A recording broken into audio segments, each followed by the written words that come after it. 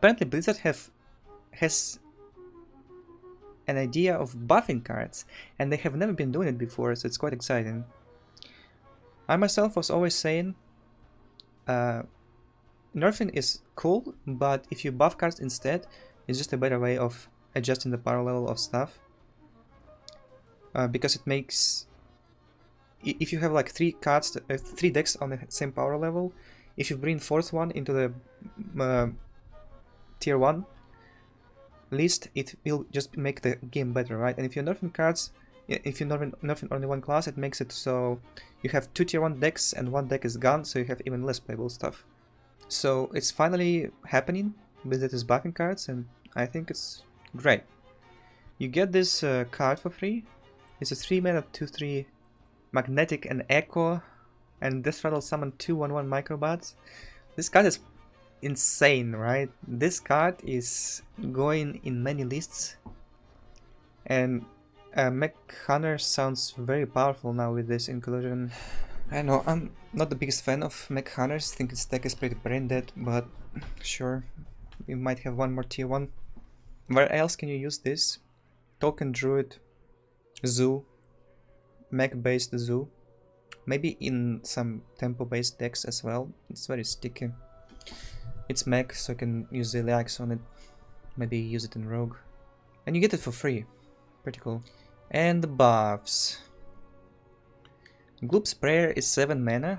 It's very good, like the only deck where you're using Gloop Sprayer right now is Hill Druid.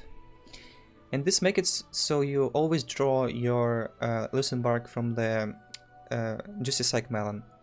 And that's pretty big actually, because when you draw Gloop and you don't draw your Lucent Bark, it feels super bad. And you have to play like 2 Juices, and now you can only play 1. But still, like this card alone, it won't cut it. This one small buff won't make it into playable archetype, but it will just have a little bit more win rate, so it's cool. I don't hate tier 3 decks. I think more tier 3 decks we have, better it is. They just exist. They don't do bad to anyone, they just sit there, and I know they're useful when you're bored and out of ideas. At least as a streamer. Mulch Muncher, 9 mana. Will it make it playable in token? It was barely unplayable before, I guess now you can use it. Is it a big deal? It's not. Just makes token a little bit better, I guess. I'm not even sure if it's that much better to find a spot for it. Still, it doesn't hurt, right? And Hunter, Necromechanic is 4 mana. Necromechanic has never seen any play at all. Now it's 4 mana. And it's a 4 mana 3/6, same stats. 4 mana 3/6 is like Houndmaster Show. And ability is pretty strong. I see no reason not to play it in Mech Hunter now. Do you want to run it in... I mean Mech Hunter, not the Bomb one. Do you want to run it in Bomb Hunter? I'm not sure, but it can be. Say if you're playing... If you have a bunch of bombs sticking around, maybe you run like 1 Necromechanic, and then you just like... Play Dire of Alpha, play Necromechanic, and trade all your bombs away and push 4 damage each. It's a lot. I'm not sure though it will find a card in a Bomb Hunter still, because this is not a mech, and if Warriors will be popular, then this is the primary target for the Dynamatic. Not super cool. It doesn't die to Dynamatic though. Flux Boomzooka, 7 mana, like only Death Rattle Hunter, and it still sucks, right? Because you can low roll. Minions die at the end of the turn, or they just attack and then die. Actually, maybe yes. Think about it, you run your Necromechanics and Whelps, and then you play this and you high roll. You get the Whelp and Necromechanic, and then you get 2 7/7s, and you clear the board. I'll try it out. Unexpected results, 3 mana. That looks more like an appropriate card now. Spell Mage is not good. Like I tried at the very beginning of the expansion. I used the Fountain 2 mana card. Yes, unexpected results for 3 mana, how good is it? I tried making Spell Mage, it didn't work, so I don't think 3 mana will change something. It's just much better to get it from a random effect. Giant Mage doesn't run this card. Probably no. Again, it doesn't hurt to have it for 3. Luna's Pocket Galaxy, 5 mana. I don't know where you can use this card still. but it's, if you get it from a random effect, it's better. Alright, so that's good. And Crystology, 1 mana, down from 2. This is insane.